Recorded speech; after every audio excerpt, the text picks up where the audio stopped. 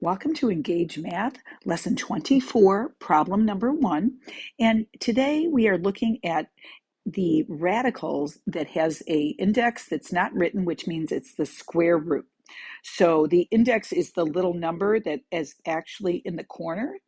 And there's really a 2 here, a little 2, but we don't write it because we know that it means the square root when there's no number there. Okay, so the square root of 80, there's a couple ways we can simplify it, but I'm going to show you one method and only one method right now. We're looking for the square root of 80, so we're trying to think of a factor of 80 that is a perfect square. Perfect squares are numbers that we know the square root of. So one of the numbers that's a factor of 80 is 16.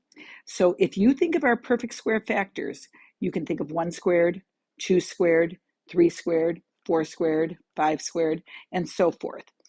And you could keep going, and your goal is to find one of these factors that's a factor of 80. In this case, 16 works, but 4 would have worked as well because 4 is also a perfect square.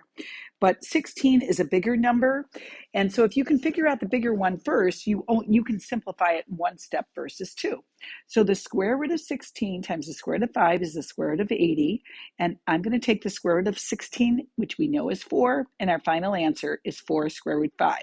If you enter the square root of 80 on your calculator and 4 square root 5 on your calculator, you'll get the same decimal.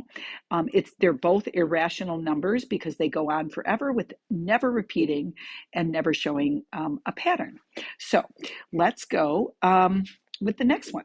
So here, the perfect square factor of 24 is 4.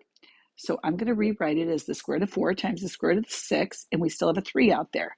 So now we have 3 times 2, which is 6. So our final answer is 6 root 6. Okay, let's look at the next one.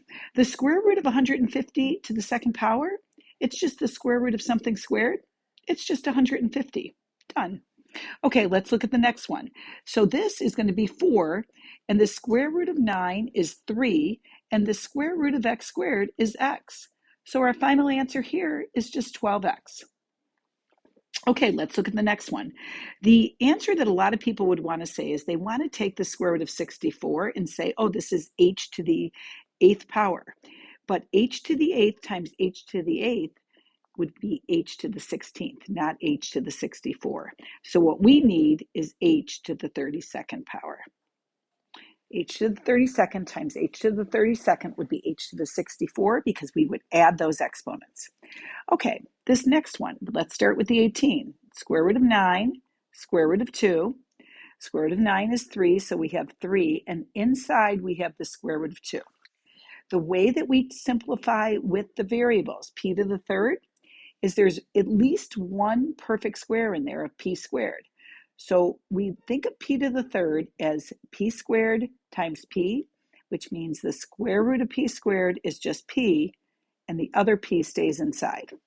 Now, the easiest way to do that is, sorry, we're going to leave that p inside. The easiest way to look at that is to remember that the index here is a 2, even though it's not written, and 2 goes into 3 one time, and there's 1 left over inside.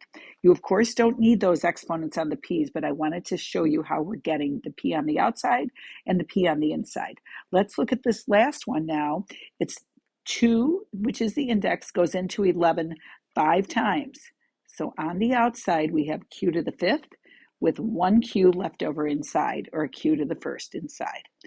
And this is our final answer. Okay, thanks for joining us today at Engage Math.